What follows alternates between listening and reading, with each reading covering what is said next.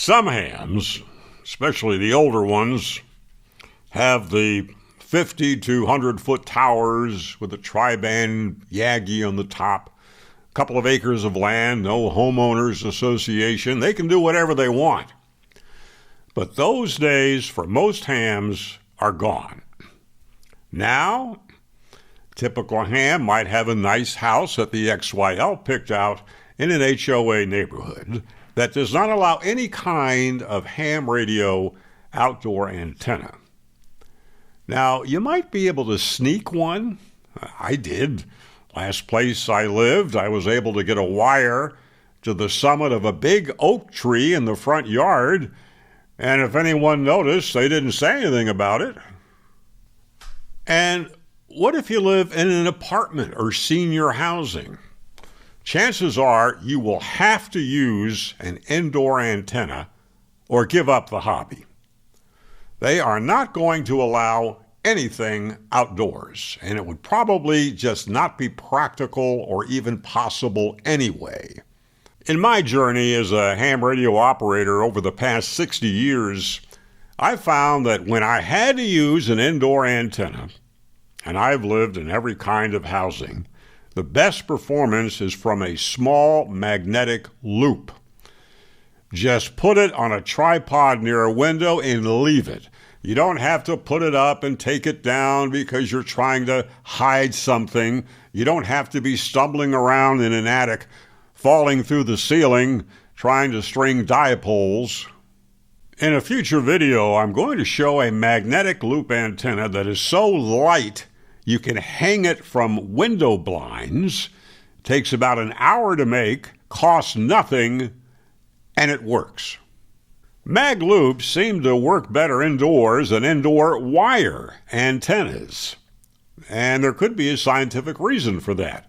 Now, here's a screenshot from the website of DJ0IP, a very knowledgeable ham in Germany who has a lot of experience with mag loop antennas.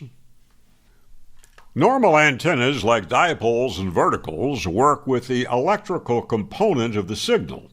The magnetic loop antenna works with the magnetic component of the signal. Walls tend to block or weaken the electrical component of the signal, but their effect on the magnetic component is very little.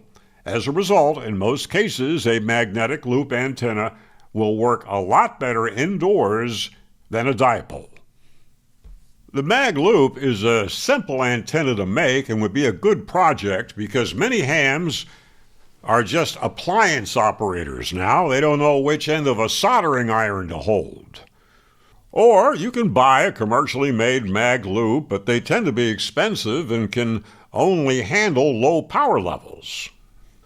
Now, here's the website of DX Engineering. They sell several types of loop antennas. Now, these are, of course, quite expensive and probably overkill for use indoors. That's a receive only. This is another expensive mag loop. Now, here we're getting into more your typical mag loop antennas, which can take about 10 watts or so. And as you can see, they're pretty expensive. And I was surprised to see that ICOM is now marketing a mag loop antenna. Tells me they're getting pretty popular.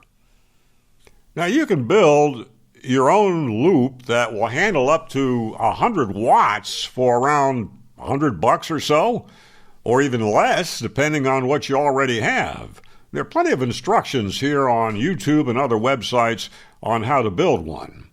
Now, the main problem is finding a high-voltage butterfly capacitor that'll handle some power. The capacitor tunes the loop to resonance.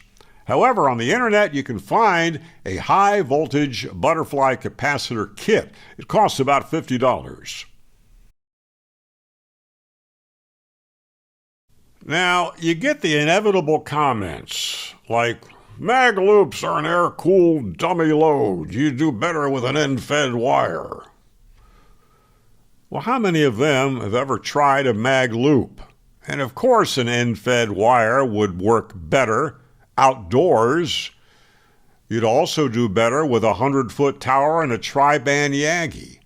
But for many hams, maybe most of them now, those days are gone. Do a Google search for reviews of magnetic loop antennas. You'll find that many hams say they work much better than they thought they would. Consider subscribing to this channel and 73.